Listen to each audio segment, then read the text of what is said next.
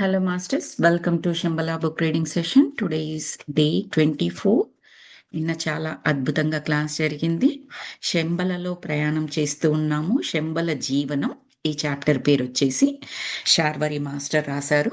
తన యొక్క own experience ఈ బుక్ అంతా కూడా. అందుకే తన మనసులో ఎటువంటి ఆలోచనలు ఉన్నాయో అలాగే ఫేర్గా పెట్టేశారు. మనందరికీ కూడా క్వశ్చన్స్ అన్నీ వస్తుంటాయి. మన తరఫున ఆయన ఆలోచనలు సాగించారు అని చెప్పొచ్చు. వాటిని ఉన్నట్టుగా బుక్లో రాశారు శార్వరి మాస్టర్. సో ఇప్పుడు శంబల జీవనం అనే చాప్టర్ చదువుకుంటున్నాం కదండి. ఎస్టర్డే మనము ఎక్కడ స్టాప్ చేశాము? శంబల ఆలయాల గురించి అడుగుతారు ఎవరు? మన శార్వరి మాస్టర్. ఆయనకు అది చూడాలని ఉంటుంది. ఆ తారాదేవి ఎవరైతే ఈయనని ప్రస్తుతానికి ఒక గైడ్ మాదిరిగా సహకరిస్తున్నారో, తను ఒక చిన్న పాపను చూపిస్తుంది. తన పాప అని చెప్తుంది కదా, తన పాప. తర్వాత అక్కడ పిల్లలు ఎందుకు అసలు అంటే భర్త పిల్లలు ఆ జీవనం అక్కడ కొనసాగుతుందా అంటే ఉంటుంది. బట్ ఆ పర్పస్ ఏంటి, అండ్ వాళ్ళకి పిల్లలు ఎలా పుడతారు, లైక్ ఇక్కడ మనము ఫిజికల్ బాడీ అలా అలా ఆ టర్మ్స్లో ఆలోచిస్తాం కదా. అక్కడ ఏంటంటే ఎమోషనల్గా జస్ట్ సంకల్ప మాత్రం చేత వాళ్ళు ఆ ప్రేమని ఏమని చెప్పారు అంటే ఆత్మ సమర్పణ అన్న పదాన్ని వాడారు.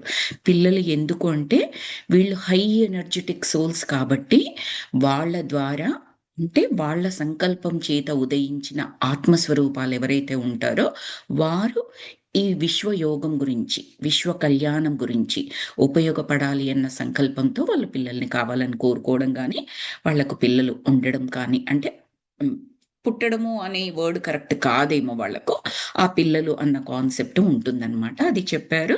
సరే, నాకు ఆలయాలని చూపించండి అంటే అది పర్వతాల మధ్యలో ఎక్కడో లోయలో ఉన్నాయి, అది అందరూ వెళ్ళగలిగే ప్లేస్ కాదు ఆలయాలు అని చెప్పేసి చెప్తుంది. తర్వాత మేము కూడా వెళ్ళలేదు అని చెప్పేసి చిన్నగా వచ్చేసి తలపైన స్పృశిస్తుంది, జస్ట్ స్పర్శతో. సో అప్పుడు అతని తల తిరిగిపోతుంది, కల కరిగిపోయింది అని చెప్పేసి అక్కడ స్టార్ట్ చేసుకున్నాము.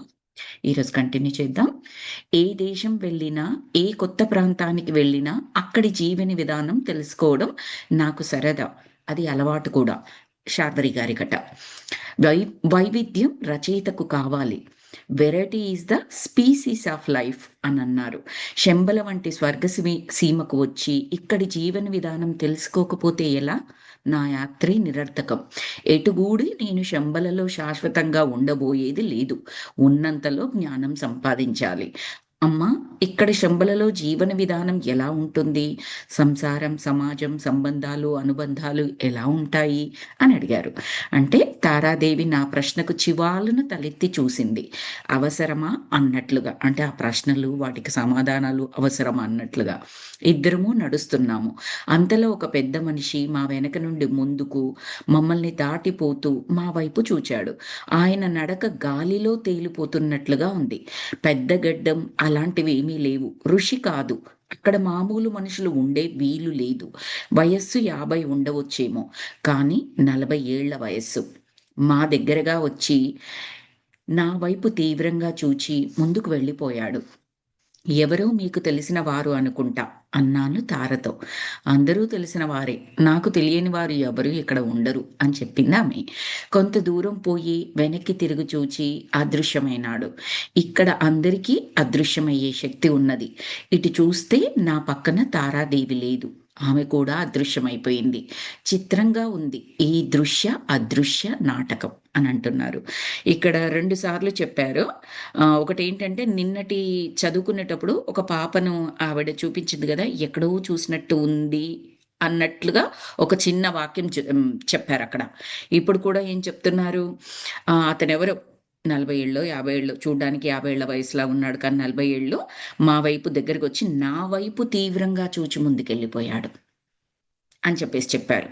అంతే, అంతకు మించి ఏం చెప్పలేదు. ఇవి 2 గుర్తుపెట్టుకుందాం ప్రస్తుతానికి. నెమ్మదిగా కాళ్ళు ఈడ్చుకుంటూ తారాదేవి ఇంటికి చేరుకున్నాను. ఆయనకంతా అంటే మనుషులు గాల్లో తేలిపోతున్నట్టు నడవడం, అప్పటికప్పుడు కనిపించడం, అప్పటికప్పుడు అదృశ్యమైపోవడం. దానికి ఏం పేరు పెట్టారంటే అదృశ్య నాటకం అని పెట్టారనమాట. నెమ్మదిగా కాళ్ళు ఈడ్చుకుంటూ తారాదేవి ఇంటికి చేరుకున్నాను. ఇంట్లో టేబుల్, కుర్చీ, సోఫాలు మోడ్రన్‌గా స్టార్ హోటల్‌లో లాంజ్ లాగా ఉంది ఆ గది. మంచి భోజనం సిద్ధంగా ఉంది. తార నవ్వింది. ఆయనొచ్చారు అంటూ సిగ్గు నటిస్తూ. ఆయనంటే ఎవరు? అని అడిగారు శార్వరి గారు. దేవి వాళ్ళ నాన్నగారు అని చెప్పింది. ఇక్కడ ఆడజనం సిగ్గుపడతారన్నమాట. అయితే ఈరోజు నాకు సెండ్ ఆఫ్ ఖాయం అనుకున్నాను. తారాదేవి నా మనసు గ్రహించి, అలాంటిదేమీ లేదులే, ఇక్కడ ఎవరికీ అంత మోజు ఉండదు. ఆయన వచ్చింది నీకోసమే అనుకుంటా అని అన్నది. నా కోసమా? నేను ఇక్కడ ఉన్నానని వారికి ఎట్లా తెలుసు? అని అడిగారు. అన్నీ తెలుస్తాయి. నీ ప్రతి కదలిక మాస్టర్స్‌కి తెలుసు. నిన్ను పిలిపించింది వారే కదా! మరి తెలియకుండా ఎట్లా ఉంటుంది అనుకుంటున్నావు? అని చెప్పేసి అనింది. అన్న తర్వాత శార్వరి గారేమన్నారంటే, లేదు లేదు మీకోసమే అయి ఉంటుంది. అంటే వాళ్ళ హస్బెండ్ వచ్చింది ఆమె కోసం అయ్యి ఉంటుంది అని చెప్పేసి అన్నారు. అసంభవం. నేను సంకల్పం చెయ్యందే ఎలా వస్తాడు? ఎందుకొస్తాడు? అన్నది. ఆమె భర్త రావాలి అంటే జస్ట్ సంకల్పం. ఎవ్రీథింగ్ బేస్డ్ ఆన్ సంకల్పం అని చెప్పారు కదా! నేను ఆయన రావాలని కానీ, అలాంటి ఆలోచన కానీ, సంకల్పం కానీ ఏమీ చేయలేదు. కాబట్టి ఏమంది డైరెక్ట్‌గా అసంభవం. నేను సంకల్పం చేయనిది ఎలా వస్తాడాయన? ఎందుకొస్తాడు? రీజన్ లేకుండా ఎందుకొస్తాడు? అంటే నీ గురించి వచ్చినట్టుగా. ఈ సంకల్పం ఒకటా సెల్ ఫోన్ లాగా? అని చెప్పేసి అన్నారు. అంటే సెల్ ఫోన్ మోగితే కదా తీసి మాట్లాడతాం అవతల వ్యక్తితో. మోగందేం మాట్లాడం కదా! రైట్? అవతల వారు చేస్తే నేను చెప్పేది. మనం చేయడం కాదు. ఇప్పుడేంటి అతనొచ్చారు. వాళ్ళ హస్బెండొచ్చారు. వాళ్ళ హస్బెండొచ్చారు అంటే ఒక సెల్ ఫోన్ మోగినట్లనుకోండి. ఓహ్! ఓకే. ఎందుకు మోగింది? మీ కొరకే మోగిందేమో, మీరు వైఫ్ కదా అన్నట్లుగా మాట్లాడితే, నేనాయన చెయ్యాలని నేను కోరుకోలేదు కదా ఫోను అన్న టైప్‌లో. ఆయన్ని చెయ్యమని నేను చెప్పలేదు కదా ఫోను. ఈ టైంలో ఆయన ఫోను చెయ్యరు కదా! అని మనం ఎలాగైతే అనుకుంటామో, అంత ఈజీగా ఈ సంకల్పం ఏంటి? సంకల్పం గోల సెల్ ఫోన్‌లాగా అన్నట్టుగా అనుకున్నారు శార్వరి గారు. సరే. ఆయన ఏం పని చేస్తాడు? అని అడిగారు. అంటే ఏం పని చెయ్యడు. ఇక్కడ అందరికీ ఒకే పని. అదేంటంటే విశ్వ రచన. చెప్పాను కదండీ! విశ్వం, విశ్వం, విశ్వం, విశ్వం. ఒక్కరుగా ఆలోచించరు వాళ్ళు. విశ్వంగా ఆలోచిస్తారు. విశ్వం కొరకే ఆలోచిస్తారు. ఈ శంబలలో చాలా మార్పులు వస్తున్నాయి. శంబలలో మార్పులకు అనుగుణంగానే ప్రపంచం మారుతోంది. ప్రస్తుతం ఇక్కడ సైంటిస్ట్‌లంతా బిజీగా ఉన్నారు. యెస్. వాళ్ళ టెక్నాలజీ ముందు మన టెక్నాలజీ నథింగ్ అనుకున్నాం కదా! ఆ కొద్దో గొప్పో సరే అది ఎగ్జాక్ట్ కాకపోయినా కూడా 'కల్కి' సినిమాలో చూపిస్తారు చూడండి. హై ఎండ్ టెక్నాలజీ ఎవ్రీథింగ్ అని. ఆ టైప్‌లో అక్కడ సైంటిస్ట్‌లు ఉన్నారంటే గొప్ప గొప్ప మేధావులు వాళ్ళకేమి ఎడ్యుకేషను ఈ స్కూల్స్‌లో చదివారు, ఆ కాలేజీలో చదివారు, ఈ బోర్డ్‌లో చదివారు ఇవన్నీ ఏమి అక్కర్లేదండి వాళ్ళకి.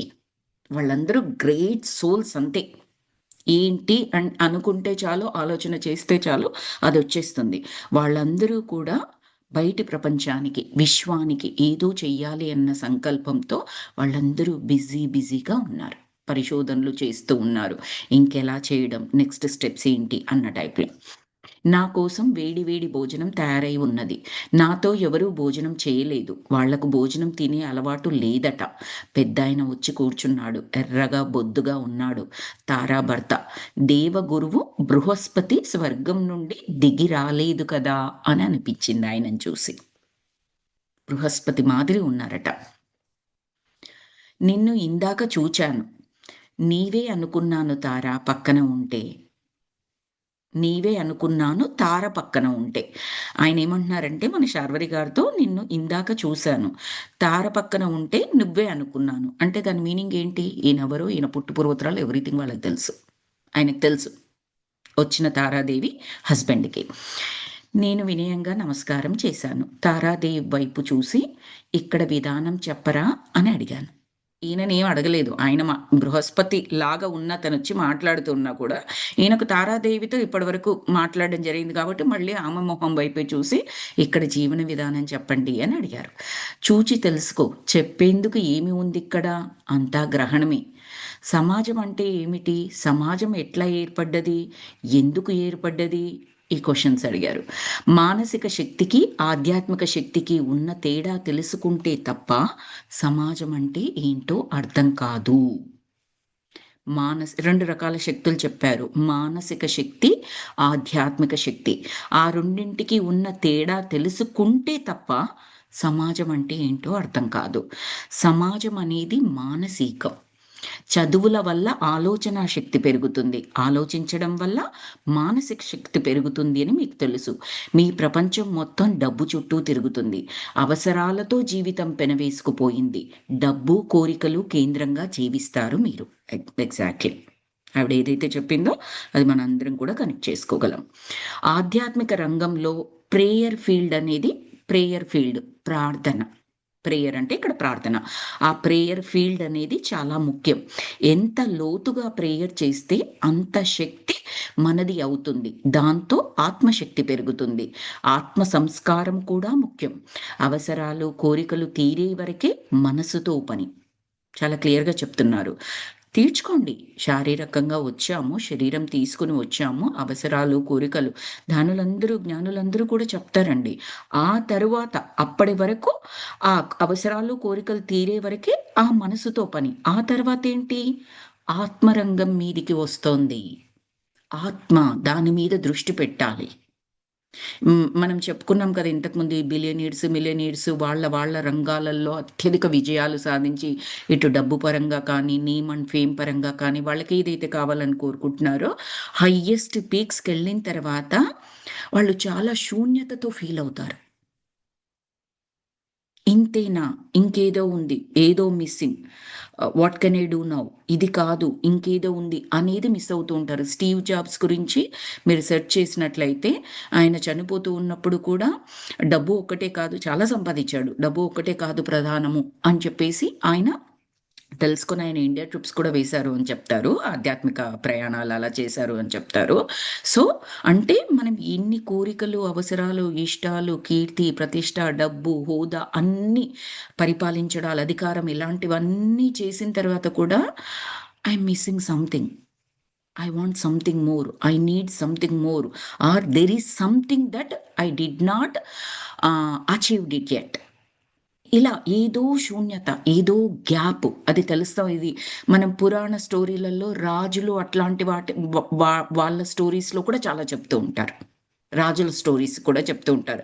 అన్నీ ఉన్నాయి. అందమైన భార్య, సుభిక్షమైన రాజ్యము, పిల్లలు ఎవ్రీథింగ్ ఉంది. కానీ ఆ రాజు మనశ్శాంతితో లేడు. ఏదో మిస్సింగు లేదా ఏదో ఉంది ఇంకా. ఏదో తెలుసుకోవాలి అని చెప్పేసి రాజ్యాన్ని అన్నదమ్ములకో లేకపోతే పిల్లలు పెద్దగైతే వాళ్ళకో ఇచ్చేసి అడవులకు వెళ్ళిపోతాడు, తపస్సు చేసుకుంటాడు అని చెప్పేసి చెప్తారు. అంటే దాని మీనింగ్ ఏంటి? ఆత్మరంగం మీదకి ఫోకస్. అది ఫైనల్. ఆ తరువాత ఆత్మరంగం మీద ఫోకస్ పెట్టినప్పుడు, ఆ ప్రయాణం సాగిస్తున్నప్పుడు, ఆత్మగా మన జీవన ప్రయాణం సాగిస్తూ ఉన్నప్పుడు, అప్పుడు సేద తీరుతుంది లోపల. ప్రశాంతత ఏర్పడుతుంది. ఆ మిస్సింగ్ అని ఏదైతే ఉందో అది నింపబడుతుంది. అది ఫుల్‌ఫిల్ చేశామనుకో, ఐ డోంట్ నీడ్ ఎనీథింగ్ అనిపిస్తుంది. ఐ డోంట్ రియల్లీ ఇంకా ఆ గ్యాప్ అనేది ఏమీ ఉండదు. ఫిల్ అయిపోయింది. ఆ గ్యాప్ ఏంటంటే అది అక్కడ ఫోకస్ పెట్టాలి. ఎవ్రీథింగ్ ఎల్స్ అన్ని లెసన్స్ నేర్చేసుకున్నాము. అన్నిట్లలో విజయాలు సాధించడమో, లేకపోతే నేర్చుకొని వదిలిపెట్టడమో ఏదో చేశాము. బట్ ఈ ఫీల్డ్ అలాగే ఉండిపోయింది. అది అత్యంత ముఖ్యమైనది. అంటే ఆ విశ్వము మనలో తెలియకపోయినా ఆలోచన కలిగిస్తూనే ఉంటది. ఇది కావాలి అని మనకు తెలియకపోవచ్చు. బట్ ఇది మిస్ అయింది అని మనకు తెలుస్తది. ఏదో శూన్యత. ఎవరు తెలియచేశారు దాన్ని? ఏం కావాలో తెలియకపోయినా శూన్యత ఉందని ఎవరు తెలియచేశారు? మనం లెక్కలు పెట్టుకుంటాం. ఓకే. నాకు డబ్బుంది, పేరుంది, ఇదుంది, అదుంది అన్ని టిక్ మార్కులు పెట్టేసుకుంటూ వెళ్ళాము. ఎక్కడా లిస్ట్‌లో ఉన్న దాంట్లో ఒక్కటి కూడా మనం మిస్ అవ్వలే. మరి ఇంకా గ్యాప్ ఏంటి? మరి ఎందుకు గ్యాప్ అని చెప్తోంది లోపల ఎక్కడి నుంచి వస్తుందో తెలీదు. బట్ గ్యాప్ అని ఎందుకు ఫీల్ అవుతున్నాము? ఎవరు పెట్టారు ఆ ఫీలింగ్ మనకి? Universe will let us know. We are ready to transform to that stage, ఆ ఫేజ్కి. ఎగ్జాక్ట్లీ అలాగే కాకపోయినా మనకు కూడా జీవితం అంతా సాగిపోతున్నా, సాఫీగా సాగిపోతున్నా ఏదో ఏదో ఇంకేదో ఇంకేదో అన్నట్లుగా అనిపిస్తూ ఉంటుంది. దాని మీనింగ్ ఏంటి అంటే, ఇన్ కేస్ మనకేమైనా అవసరాలు, కోరికలు సాధించాల్సినవి ఈ సొసైటీలో ఉండి అలాంటివి ఉన్నట్లయితే వాటి మీద దృష్టి పెట్టవచ్చు. వాటన్నిటిలో అయిపోయి ఏది చేసినా no, not this, not this, not this అనిపిస్తూ ఉందనుకోండి, అప్పుడు ఏంటంటే అది ఆధ్యాత్మికత వైపు మనకు చూపిస్తుంది అని అర్థం. సో ఇక్కడ ఏం చెప్పారు, అవసరాలు కోరికలు తీరే వరకే మనసుతో పని, ఆ తర్వాత ఆత్మరంగం మీదకి వస్తుంది. ఆ ఫీల్డ్లోకి ఏమొస్తుందంటే ఆత్మ. ప్రేయర్ని బట్టి ఇంట్యూషన్ పెరుగుతుంది. ఇంట్యూషన్ జ్ఞానానికి దగ్గరి బాట అనిపిస్తుంది. నాకు ఇంట్యూషన్ ఏదో చెప్తుందండి, నాకు లోపల నుంచి ఏదో కొంతమంది ఇన్నర్ అంటారు, కొందరు ఇంట్యూషన్ అంటారు, కొందరు సిక్స్త్ సెన్స్ అంటారు, ఇలా చెప్తూ ఉంటారు కదా. వాటన్నింటికి మీనింగ్ ఒకటే. ఇంట్యూషన్ జ్ఞానానికి దగ్గరి బాట. మనసు టెక్నాలజీని మించి ఆలోచించదు. మనసు పరిధి ఎంతవరకు? టెక్నాలజీ వరకు, లాజికల్గా ఆలోచించడం వరకు, సైన్స్ వరకు. దానికి మించి ఏదైనా ఉందనుకోండి, కొట్టిపారేస్తాం మనం. No, this is not right, no, ఇది ఎవరో నీకు తప్పు చెప్పారు, దిస్ ఈజ్ నాట్ ఎగ్జిస్టింగ్. ఏదైతే సృష్టిలో ఆల్రెడీ ఉన్నదో, కనిపించిందో, స్పృశించామో, విన్నామో, దాన్ని మనం యాక్సెప్ట్ చేస్తాం తప్పిస్తే మన యొక్క ఎక్స్పీరియన్స్లోకి రాని దాన్ని మనం యాక్సెప్ట్ చేయం. అది మనసుకుండే పరిధి, అంతవరకే దాని లిమిటేషన్. బట్ ఆత్మ ఈజ్ బియాండ్ దట్, ఆధ్యాత్మికత ఈజ్ బియాండ్ దట్. నేను చాలాసార్లు క్లాసెస్లో చెప్పాను, ఇది ఒక సత్సంగంలో విన్నాను. Spirituality starts or spiritual life starts where physical life or physicality ends. అంటే సైన్స్ పరంగా చెప్పాలంటే, సైన్స్ ఎంతవరకైతే ఎక్స్ప్లెయిన్ చేస్తుందో ఈ సృష్టి నిర్మాణాన్ని, అది ఎండ్, ఇంకా ఇంతవరకు ఎక్స్ప్లెయిన్ చేసింది, ఇది లాస్ట్ అని అనుకున్నాము అంటే అక్కడ మొదలవుతుందంట స్పిరిచువాలిటీ. అంటే ఆలోచించండి ఎంత బియాండ్ ఉంటుంది. అంటే మానవ మేధస్సు అది స్పిరిచువాలిటీ గురించి చదువుకోవడం, అర్థం చేసుకోవడం అనేది ఇట్స్ నాట్ ఈజీ. అది ఫీల్ అవ్వాలి, ఆత్మతో కనెక్ట్ అయ్యి ఆ జ్ఞానాన్ని పొందగలగాలి. మిగతాదంతా మనం నేర్చుకోవడమే అంతే. మన ఫిజికల్ బుక్స్ ఉంటాయి కదా, మన ఫిజికల్ ఎడ్యుకేషన్ బుక్స్, ఆ బుక్స్ చదువుతూ ఎలా నేర్చుకుంటామో అలా నేర్చుకోవడమే. That real connectivity when you do tapas, when you do dhyanam, when you do ప్రేయర్తో ఇంట్యూషన్తో జ్ఞానం వస్తుంది.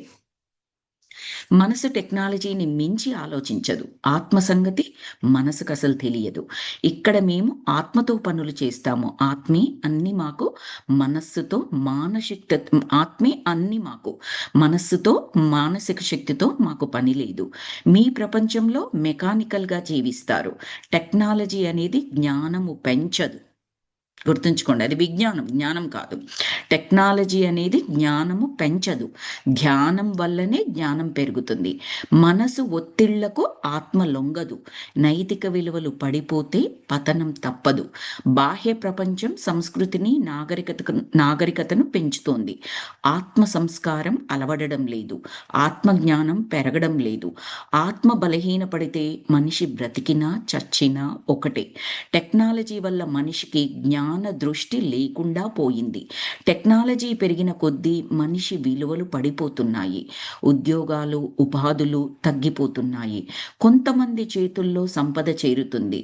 డీసెంట్రలైజేషన్ జరగదు. పరిణామం కుంటుపడుతుంది. పరిణామం ఆత్మ సంబంధం.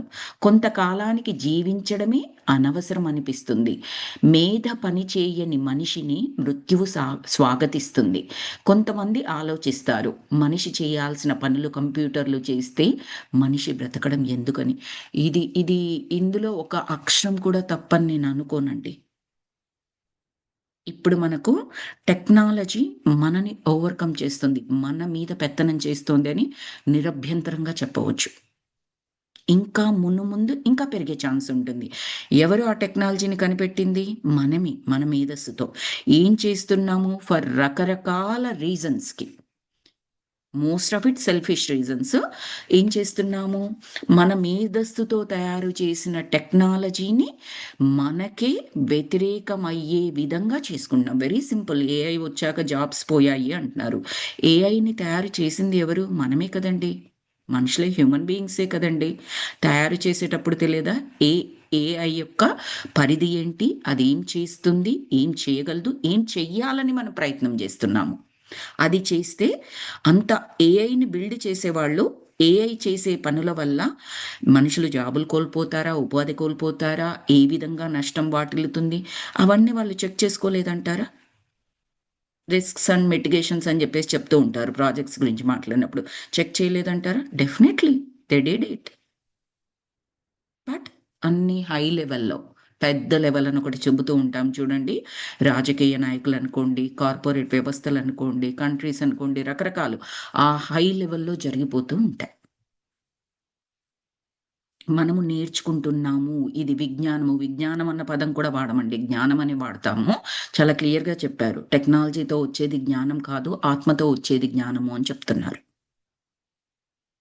సో, ఇలా ఉంటుంది. ఇంకొకటి ఏం చెప్పిందంటే ఆహ్, ఒక్క నిమిషం. ఒక టెక్నాలజీ వల్ల మనిషికి జ్ఞాన దృష్టి లేకుండా పోయింది. టెక్నాలజీ పెరిగిన కొద్దీ మనిషి విలువలు పడిపోతున్నాయంటే, దీనికి నేను కొన్నేంటి బోలెడన్ని చెప్పొచ్చు. యాక్చువల్‌గా చూడండి, ఈరోజు సోషల్ మీడియాలో మీరు ఇన్‌స్టాగ్రామ్ రీల్స్ పేరు చొప్పున అసలు కొంతమందయితే ప్యూర్‌లీ ప్రైవేట్ లైఫ్ కూడా ఆ రీల్స్‌లో పెట్టేస్తున్నారు.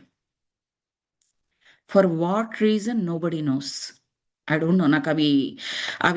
ఇన్‌స్టాగ్రామ్ సజెస్ట్ చేస్తూ ఉంటది కదా! లిటరల్లీ ఇప్పుడు నేను దాని మీద క్లిక్ చేసి not interested, do not show me in my feed అని చెప్పేసి కొడుతున్నాను నేను దాంట్లో. ఒకసారి చూసాము, ఒకసారి క్లిక్ చేసాము అంటే మళ్ళా ఫీడ్ వస్తూనే ఉంటది. అలా ఆ ఫీడే కాదు, అలాంటి ఫీడ్స్ అన్నీ వస్తూ ఉంటాయి కదా! టైం తీసుకొని క్లిక్ చేసి నాట్ ఇంట్రెస్టెడ్ అంటే రీజన్ అడుగుద్ది మళ్ళీ. ఆ రీజన్ ఏంటంటే మళ్ళీ ఆ రీజన్ కూడా ఫిల్ చేసి నాకు ఈ ఫీడ్ ఇవ్వకు అని చెప్పేసి చెప్తున్నాను. ఎందుకు పెడుతున్నారో తెలియదు, ఏంటో తెలియదు. విలువలు పూర్తిగా పడిపోయాయనే చెప్పొచ్చండి. అంత భయంకరంగా. ఏమైనా మనం చెప్పామనుకోండి, ఇది సరదాకి కూడా చేయకూడదా? సరదాగా నవ్వుకోవడానికి చేశాం. సరదా మీనింగ్ తప్పు చేసేశారు. అంటే సరదా మీనింగ్ మార్చేశారు. పైగా ఎవరైతే మాట్లాడతారో ఒక సరసం ఏమీ లేదు. వీళ్ళకసలు ప్రతీది పెద్దగా చూస్తారు అన్న విధంగా వీళ్ళనే తయారు చేస్తున్నారు. ఎవరైనా చెప్పాలి అన్నా కూడా భయపడతారు. బికాజ్ 90% అటు వెళ్ళిపోయారు. 10% మాత్రమే ఏంటండి? ఎందుకు? ఎవరికి పనికొస్తుంది? పిల్లల్ని ఉపయోగిస్తున్నారండి. వాళ్ళు 8 ఇయర్స్, 10 ఇయర్స్ పిల్లలు. వీళ్ళ ఒక్కొక్క రీల్ చేయాలంటే ఎంత టైం పడుతుందో తెలుస్తుంది. హస్బెండ్ వైఫ్‌ని కొట్టడం, సరదాకి వైఫ్ హస్బెండ్‌ని కొట్టడం, తన్నుకోవడము, కాళ్ళతో తన్నుకోవడము, అది పిల్లలు చూడడము, ఓ పిచ్చి డ్యాడీ, ఓ పిచ్చి మమ్మీ, వెర్రి మమ్మీ ఇలా పిలవడం. అది సరదా ఎలా అవుతది? అందులో నవ్వెందుకొస్తది? అన్నది అది అర్థం కాదు. అడిగామనుకోండి ప్రతీదీ తీవ్రంగా ఆలోచిస్తారు అని చెప్పేసి అంటూ ఉంటారు. నో. 10%లో ఉండిపోతున్నాం కాబట్టి అంతకు మించి మాట్లాడడానికి భయపడుతున్నాం. బట్ మనకొక అవకాశం ఉంది. Not interested. అది చూడకుండా అవకాశం మన చేతిలో ఉంది. సరే, వాళ్ళని మార్చడం, మార్చకపోవడం కాదు. నేను చూడకుండా వాళ్ళందరిని అనాల్సిన జడ్జిమెంట్ చేయాల్సిన అవసరం నాకు లేదు అనుకుందాం. బట్ నేను చూడకుండా ఉండొచ్చు కదా! Simple. That's what we can do. ఎవరికి వాళ్ళం. అప్పుడేమవుతుంది? వాళ్ళు చేసేదేంటి? ఆ వ్యూస్ కొరకు, ఆ షేరింగు, వ్యూసు, కామెంట్స్ వాట్సోఎవర్ దేని కొరకైతే చేస్తున్నారో దాని గురించి. అవి తగ్గిపోతాయి కదండీ! ఇదెలా ఉంటుందంటే సైకిల్ లాగా, లూప్ లాగుంటుంది. మీరు చూస్తున్నారు, మేము చేస్తున్నాం. మీరు చేస్తున్నారు, మేము చూస్తున్నాం టైప్‌లో. సో, వాళ్ళు చేయడం అనేది మన కంట్రోల్‌లో లేనప్పుడు, మనం చూడడం అనేది మన కంట్రోల్‌లో ఉంది కాబట్టి అది తీసేయొచ్చు. ఒకప్పుడు నేను ఒక వైఫ్ అండ్ హస్బెండ్ కామెడీ చూసా. నీట్‌గా ఉండేది. ఆ అమ్మాయికి తెలుగు సరిగ్గా రాదనమాట. మద్రాస్ అమ్మాయి. తెలుగతన్ని పెళ్లి చేసుకుంది. మాటలన్నీ ముద్దు ముద్దుగా చిన్న పిల్లలు మాట్లాడతారు చూడండి, అలా వచ్చేది. సో, అది కామెడీగా ఉండేది. ఆ మాటలు ముద్దు ముద్దుగా మాట్లాడేది కామెడీగా ఉండేది. ఇప్పుడు వాళ్ళకి వ్యూయర్స్ పెరిగిపోయారు. టక్కున ఒకసారి స్పైక్ వచ్చేసింది అంటే 1,000,000 నుంచి 2,000,000కి వితిన్ ఫ్యూ డేస్‌లో ఎళ్ళిపోతుంది. బట్ ఆ ఫస్ట్ 1,000,000 కావడానికి కొన్ని నెలలు కావచ్చు. రైట్? వాళ్ళకలా ఒక స్పైక్ వచ్చేసింది. దానివల్ల ఏం చేస్తున్నారు అంటే, వాళ్ళ పిల్లల్ని కూడా తీసుకొచ్చి ఇప్పుడేమైపోయింది, ఆ వ్యూస్ పెంచుకోవడం లేదా అడ్వర్టైజ్మెంట్స్ ఆర్ వాట్సోఎవర్ కమర్షియల్‌గా వస్తూ ఉంటాయి కదండీ! వాటి గురించి కావచ్చు. వాళ్ళ రీజనింగు. సో, వాళ్ళ అమ్మాయి ప్రతి వీడియోలో కనిపిస్తోంది. Makes no sense. అమ్మాయి కనిపించడం కాదు నేనక్కడ. అమ్మాయితో వాళ్ళు ఏదైతే చేయిస్తున్నారో I didn't see any sense in that. పోనీ నవ్వుదామా అంటే నవ్వు కూడా రావట్లేదు. లిటరల్లీ నేనది కామెడీ దాని కొరకు పెట్టుకునేదాన్ని. Not interested. Do not show me this reel or this post again అని చెప్పేసి కొట్టేశాను నేను. కొన్ని రోజులు చూశాను. సంథింగ్ బెటర్ ఏదైనా వస్తుందా అని చెప్పేసి. I didn't see anything. విలువలు పడిపోవడం కాదా? కొందరైతే మరీ ముందరికి వెళ్ళి బెడ్‌రూమ్‌లో సీన్స్ కూడా. I really don't see anything. ఏదో మూవీస్‌లో చూపిస్తున్నారు. వాళ్ళు యాక్ట్ చేస్తున్నారని మనకు తెలుసు. అందరికీ తెలుసు. వాళ్ళ ఫ్యామిలీస్‌తో సహా తెలుసు యాక్ట్ చేస్తున్నారని. ఇక్కడ చేస్తున్నది రీల్ కొరకే చేస్తున్నా. But what are you trying to say? So, విలువలు పడిపోవడము అంటే అది కాదా? అదొక ఎగ్జాంపుల్ చెప్తున్నాను. బట్ ఎన్ని రకాలుగా దిగజారిపోతున్నామండి. ఆ టెక్నాలజీని యూజ్ చేసి ఎంతో నేర్చుకోవచ్చు మనం. ఎంతగానో ఎదగొచ్చు. జ్ఞానం వైపుగా, విజ్ఞానం వైపుగా కూడా. ఎడ్యుకేషన్ పర్పస్‌లో చాలా నేర్చుకోవచ్చు మనము. మనకొక సబ్జెక్ట్ మీద ఇంట్రెస్ట్ ఉంది. ఒక సైన్స్, ఒక మ్యాథ్స్, ఒక సోషల్, ఒక హిస్టరీ ఇంట్రెస్ట్ ఉంది. దాని గురించి అడగండి. చక్కగా ఒకరోజు ప్రతిరోజు కూర్చొని ఆ ఏఐని అడిగి ఓ 2 గంటలు కూర్చొని నేర్చుకోండి. That is the learning thing. కానీ ఇప్పుడు మనం ఏం చేస్తున్నాం, దాన్ని ఉపయోగించుకొని రకరకాలుగా విచిత్రం ఏంటంటే, ఇది యూజ్ చేసేవాళ్ళు మోస్ట్‌లీ చదువుకున్న వాళ్ళే ఉంటారు కదండీ! ఆ టెక్నాలజీని యూజ్ చేయగలిగే వాళ్ళు అట్‌లీస్ట్ కొద్దో గొప్పో ఎడ్యుకేషన్. వాళ్ళు యూజ్ చేస్తున్నారు. కొంతమంది చాలా బాగా వాడుతున్నారండి. అందరిని అని చెప్పడం లేదు. వాళ్ళ పాడ్‌కాస్ట్‌లు అవి చూసినప్పుడైతే ఎంత బ్రిలియంట్‌గా ఉంటున్నాయో. ఇప్పుడు ఇస్కాన్ టెంపుల్ వాళ్ళుంటారు. అందులో ఉండే గురువులందరూ కూడా హైలీ ఎడ్యుకేటెడ్ వాళ్ళు. Most of them I think IITians అనమాట వాళ్ళందరూ కూడా. ఆ టెక్నాలజీని యూజ్ చేసుకొని ఆ రీల్స్ ద్వారా ఎంత జ్ఞానాన్ని పంచుతున్నారు. ఆత్మకు సంబంధించిన జ్ఞానం. సో, నాకది చదువుతున్నప్పుడు అదంతా గుర్తొచ్చింది మాస్టర్స్. ఆహ్, ఉద్యోగాలు, ఉపాధులు తగ్గిపోతాయంటే ఏఐ వచ్చినప్పుడు, కంప్యూటర్స్ వచ్చినప్పుడు కూడా అలాగే అన్నారనుకోండి. ఉపాధులు, ఉద్యోగాలు తగ్గిపోతాయి. కొంతమంది చేతుల్లో సంపద చేరుతుంది. That's true. ఈవెన్‌గా ఉండదు. అది ఎవరైతే డెవలప్ చేస్తున్నారో వాళ్ళ చేతుల్లోకి మొత్తం వెళ్ళిపోతూ ఉంటుంది.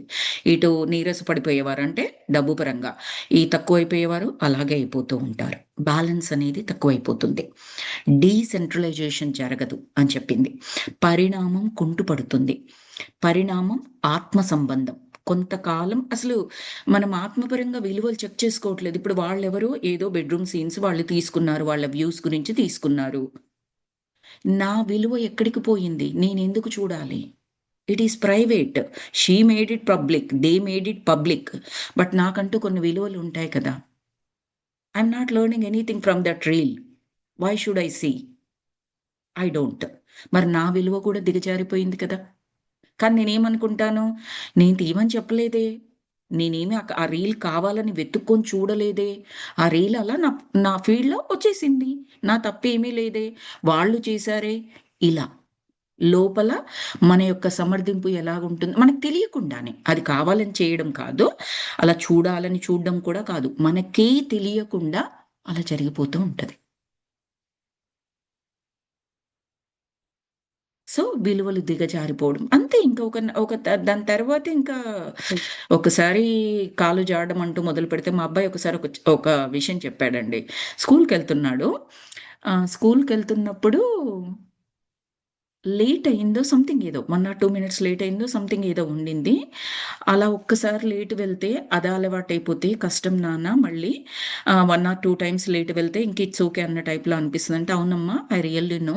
వాడు ఇంగ్లీష్‌లో చెప్పాడు. సింగిల్ సెంటెన్స్‌లో తక్కువగా మాట్లాడతాడు. అంటే తక్కువ పదాలు వాడతాడు వాడు. దాంట్లో చాలా మీనింగ్ ఉండేటట్లు మాట్లాడతాడు. చిన్నప్పటి నుంచి వాడు అలా ఆ విధంగానే ఉంటాడు.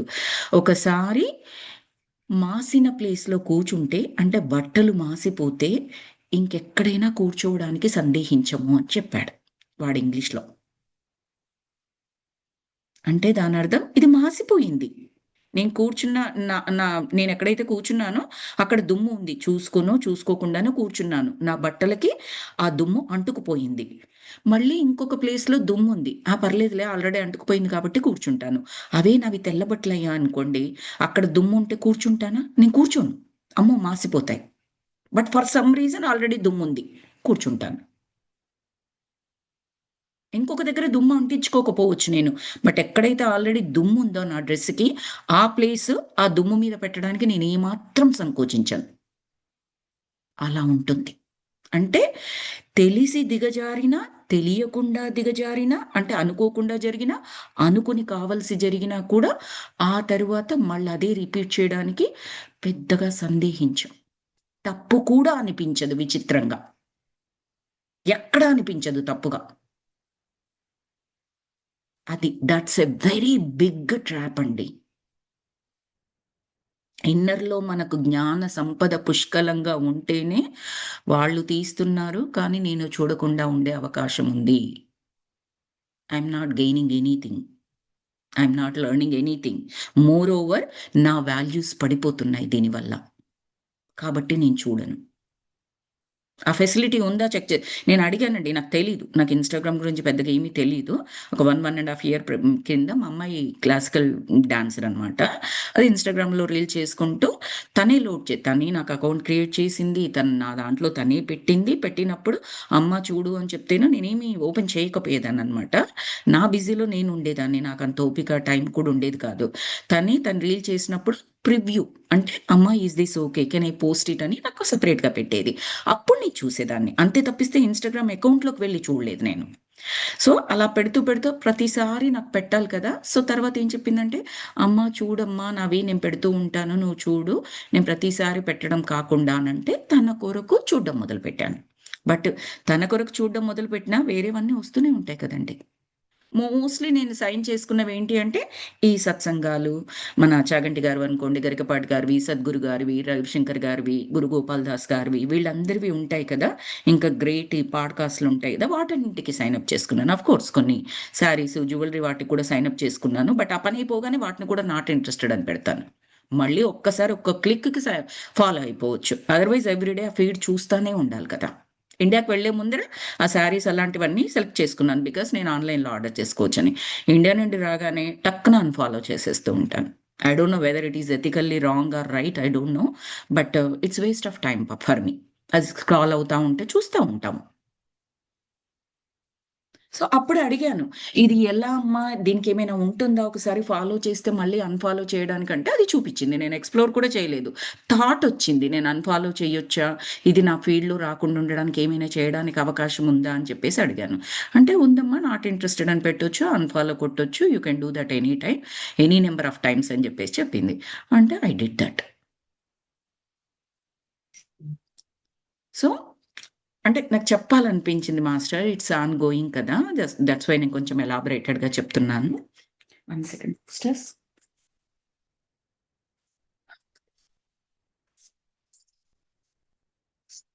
హ్మ్. తర్వాత మనిషి చేయాల్సిన పనులు కంప్యూటర్‌లు చేస్తే మనిషి బ్రతకడం ఎందుకు? అని చెప్పేసి క్వెషన్ మార్క్ దగ్గర ఆపేసాం కదా! ఆ తర్వాత ఏమంటున్నారంటే మనిషిలో ఆధ్యాత్మిక వికాసం కలిగితే నిర్మాణ శక్తి పెరుగుతుంది.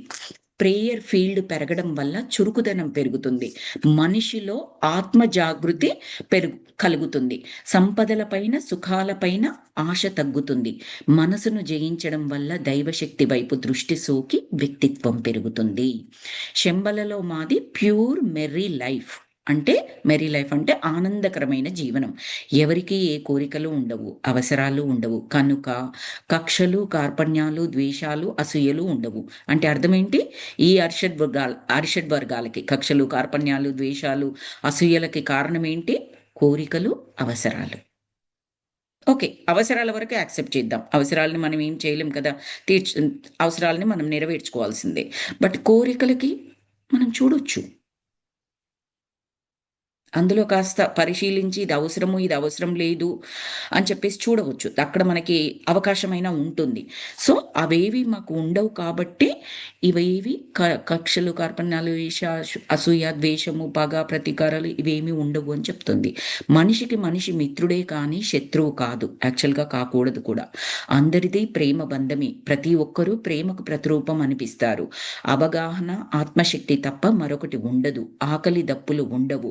ముసలితనం రాదు, రోగాలు రావు, డాక్టర్ల అవసరం లేదు. అసలు ఈ ఛాయలకు మృత్యువే రాదు. ఈ స్థితికి మీ ప్రపంచం ఎప్పటికి చేరుతుంది?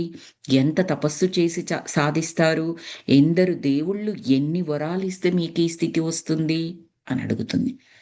ఒక్క క్వశ్చన్ అడిగారు ఈయన, శంబల జీవనం ఎలా ఉంటుంది మేడం అన్న ఒక్క క్వశ్చన్. దానికి ఎన్ని క్వశ్చన్స్ అడుగుతున్నారు తారాదేవి గారు. ఇందులో ఒక్కటి కూడా తను అడిగేది రాంగ్ అని నాకు అనిపించట్లేదు. Absolutely whatever she is asking that makes sense.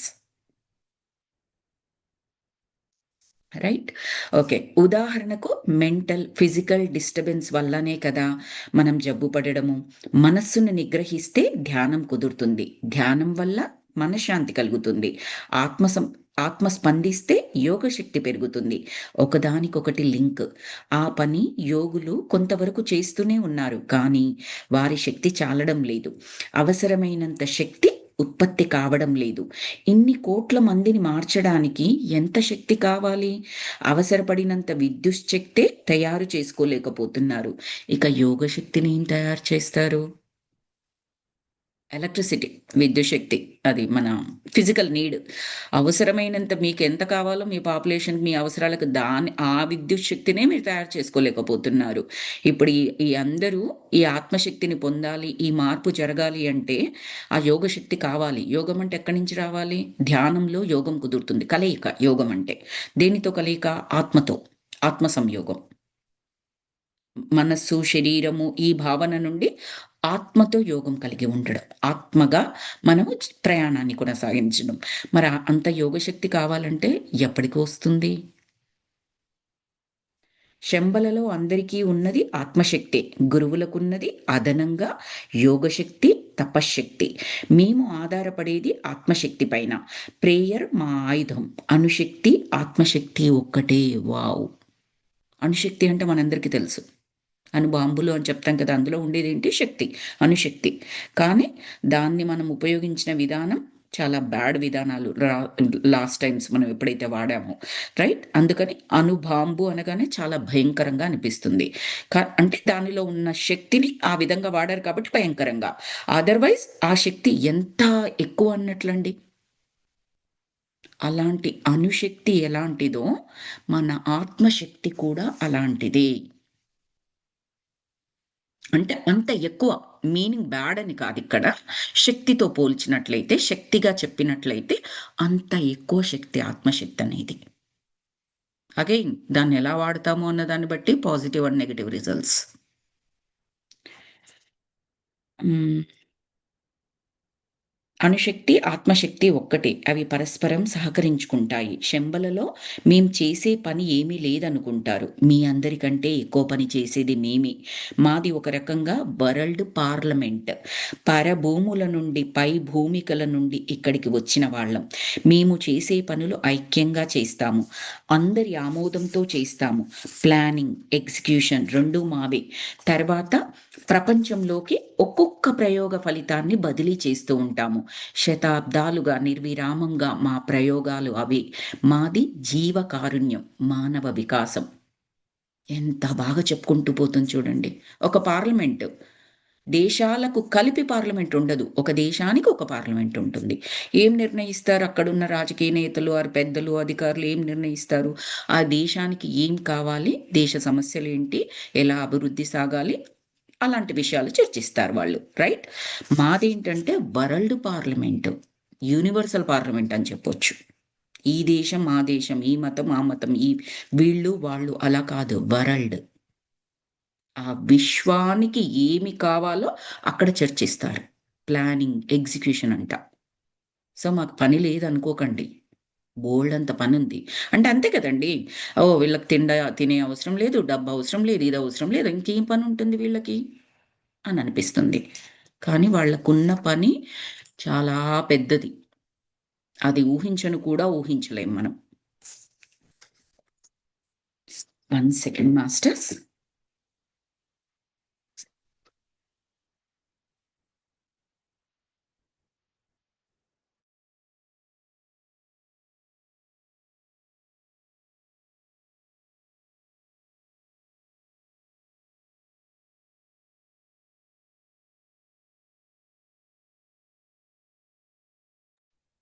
Sorry అండి. యాహ్! వాళ్ళు ప్రయోగాలు చేసి, ఆ ప్లానింగ్ ఎగ్జిక్యూషన్ చేసి, ఒక్కొక్క ఫలితాన్ని మన ప్రపంచంలోకి బదిలీ చేస్తారు. అంటే ఆ రిజల్ట్ మనం ఎక్స్‌పీరియన్స్ చేస్తాము. శతాబ్దాలుగా నిర్విరామంగా మా ప్రయోగాలు అవి. మాది జీవకారుణ్యం, మానవ వికాసం. నాకర్థమైందో లేదో అని తారాదేవి నా వైపు చూసింది. మళ్ళీ మొదలుపెట్టింది తన వివరణ. Masters, I'm sorry. ఒక్క 5 మినిట్స్ మాస్టర్స్. నేను మళ్ళీ క్లాస్ కంటిన్యూ చేస్తాను. మీకు కుదిరినట్లయితే ఈ 5 మినిట్స్ మెడిటేషన్ చేసుకొని మాస్టర్స్, మీరేదైనా డిస్కస్ చేసుకుంటా అన్నా కూడా డిస్కస్ చేసుకోవచ్చు. నేను రికార్డింగ్ పాస్ పెడుతున్నాను ప్రస్తుతానికి. ఒక్క 5 మినిట్స్ మాస్టర్స్. పాస్ పెడుతున్నాను. You can talk or you can do meditation. Just for 5 minutes. I'm back masters. Sorry about the break and thank you for waiting for me. Thank you. So, yeah! Tara Devi ఇవన్నీ మాట్లాడిన తర్వాత మన శార్వరి గారిని చూసి sorry, Shah త త శార్వరి గారిని చూసి అర్థమైందా లేదా అన్నట్టుగా ఒకసారి చూసి మళ్ళీ మొదలుపెట్టిందంట. ఏమని? ఒక జనానికి తల్లి, తండ్రి, బిడ్డ, ఆత్మల అంగీకారం సారీ, జనానికి కాదు, జననానికి అనుకుంటే ఇది. తల్లి, తండ్రి, బిడ్డ, ఆత్మల అంగీకారం ఉంటుంది. ముగ్గురి అంగీకారం అంటే 3 ఆత్మల ఆమోదం ఉండి తీరుతుంది. ఆ రహస్యం మీ శాస్త్రజ్ఞులకు తెలియదు. తెలిసినా జ్ఞానులు పట్టించుకోరు. మామూలు జనానికి అసలు తెలియనీయరు. వారికి అనవసరం కూడా. ప్రేమిస్తారు, ప్రేమిస్తున్నట్లు నటిస్తూ సంసారం చేస్తారు, పిల్లల్ని కంటారు, జీవితం అయిపోతుంది. పుట్టిన పని మరణంతో అయిపోయినట్లుగా. నిజమైన ప్రేమతో పిల్లల్ని కంటే వారు యోగ్యులవుతారు. ప్రతి బిడ్డ ఆత్మపైన తల్లిదండ్రుల ఆత్మల ప్రభావం ఉంటుంది.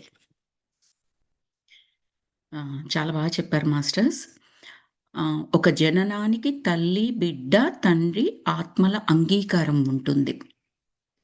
యాక్చువల్‌గా అది పైన స్పిరిచ్యువల్ ప్లేన్‌లోనైనా, పైన సోల్ ప్లాన్ మనం రాసుకునేటప్పుడు కూడా సెలెక్ట్ చేసుకుంటారు. మనందరికి ఆల్మోస్ట్ ఆ సోల్ నాలెడ్జ్ గురించి కొద్దో గొప్ప అవగాహన ఉండి ఉంటుంది. అందులో చెప్తారు కదా! ఇప్పుడు నేను ఈ తల్లిదండ్రులని ఎంచుకుంటున్నాను. కిడ్ తల్లిదండ్రులని ఎంచుకుంటాడు. అందుకే సద్గురువు చెప్తారు, పిల్లలు మన గుండా వచ్చారు, మన నుండి కాదు అని చెప్తారు.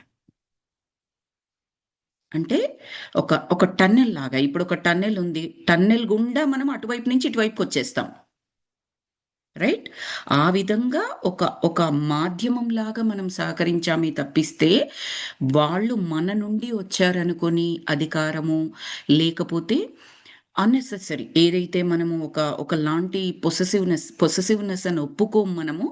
బట్ ఆ పొసెసివ్‌నెస్ కూడా వచ్చిందండి పేరెంటింగ్‌లో. ఒకప్పుడు ఇంతలా ఉండేది కాదు. ఇప్పుడొచ్చింది.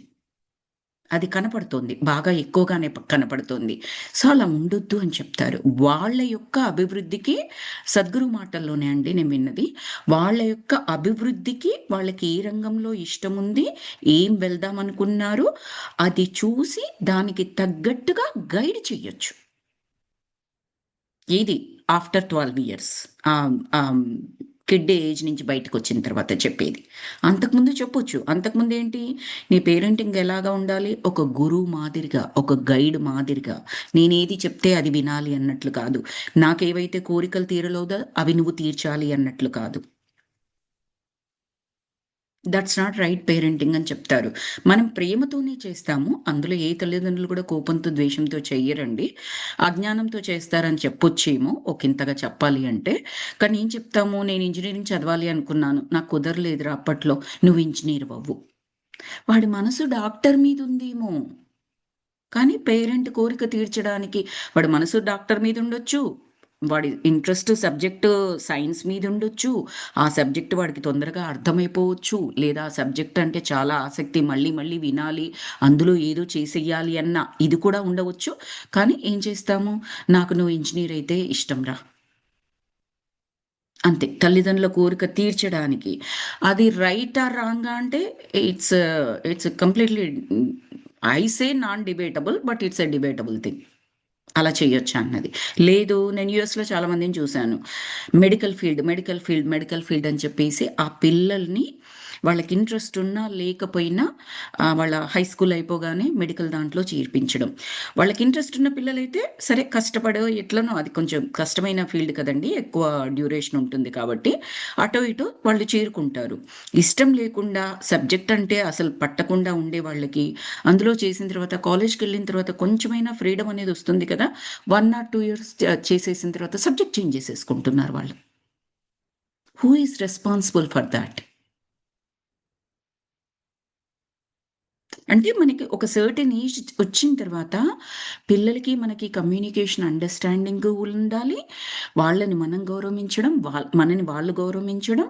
ఆ బ్యాలెన్సింగ్ అనేది మాట్లాడుతూ కమ్యూనికేషన్ ద్వారా మనం తెలుసుకోగలిగేటట్లు ఉండాలి. ఒప్పుకోవాలి కూడా. కానీ మనకెక్కువగా తెలుసు. ఆఫ్‌కోర్స్ ఒప్పుకుంటాను. మనకెక్కువగా తెలుసు, అనుభవం ఎక్కువగా ఉంటుంది. జ్ఞానము, విజ్ఞానము అది కూడా ఎక్కువగా ఉంటుంది కాబట్టి, తప్పకుండా వారి మీద మనం బెటర్‌గా ఆలోచించడానికి అవకాశం ఉంటుంది. ఏ పేరెంట్స్ అయినా సరే. Most of the time.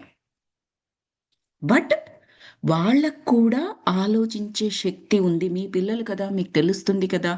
ఆలోచించే శక్తి ఉందన్నప్పుడు, వాళ్ళ ఉత్సాహం, ఆసక్తి ఈ పర్టిక్యులర్ రంగంలో ఉందన్నప్పుడు, అది సమాజం దృష్టిలో హై ప్రొఫైల్ ఫీల్డ్ కాకపోవచ్చు. అంటే హై ఎర్నింగ్. మనకు ఎర్నింగే కదా మెయిన్ కావాల్సింది. ఎక్కువగా అవకాశాలుండాలి. ఇదే చూసుకుంటాము జీవనోపాధి కొరకు. ఫ్యూచర్ బావుంటుంది, భవిష్యత్తు బావుంటుంది అని చెప్పేసి. What if he don't like that job? What if he don't like that subject? He won't even pass. Who is responsible for that failure? So, అలా కూడా చూస్తూనే ఉంటాం మనము. సో, అది ఫిజికల్ ప్లేన్‌లో. పైనేంటంటే బిడ్డ తల్లిదండ్రులను సెలెక్ట్ చేసుకొనొస్తారు. సో, అదే ఒక జననానికి తల్లి, తండ్రి, బిడ్డ ఆత్మల అంగీకారం ఉంటుంది. ముగ్గురి అంగీకారం అంటే 3 ఆత్మల ఆమోదం ఉండి తీరుతుంది. ఆ రహస్యం మీ శాస్త్రజ్ఞులకు తెలియదు. తెలిసిన జ్ఞానులు పట్టించుకోరు. మామూలు జనానికి తెలియనియ్యరు. వారికదంతా అనవసరం. ప్రేమిస్తారు. ప్రేమించినట్లుగా నటిస్తారు. పిల్లల్ని కంటారు. జీవితం అయిపోతుంది. పుట్టిన పని మరణంతో అయిపోయినట్టుగానే. అంటే పుట్టామా, చచ్చామా అన్నట్లుగా. నిజమైన ప్రేమతో పిల్లల్ని కంటే వారు యోగ్యులవుతారు. ప్రతి బిడ్డ ఆత్మ పైన తల్లిదండ్రుల ఆత్మల ప్రభావం ఉంటుంది. నిజమైన ప్రేమ అంటే అక్కడ it's a vast meaning masters మనందరికీ అర్థమవుతది. ఆ భార్యాభర్తల మధ్య ఉండే సఖ్యత, ప్రేమ, వాళ్ళ జ్ఞానము అవన్నీ కలగలిపినప్పుడు అక్కడి నుండి వచ్చిన పేరెంటింగ్ కానీ, పిల్లలు కానీ అది ఇక్కడ ఆవిడ చెప్పేది. సారీ, శార్వరి గారు చెప్పేది. అంటే ఈ బుక్‌లో శార్వరి గారు రాసింది తారాదేవి రూపంలో చెప్పిస్తున్నారు. నిజమైన ప్రేమతో పిల్లల్ని కంటే వారు యోగ్యులవుతారు.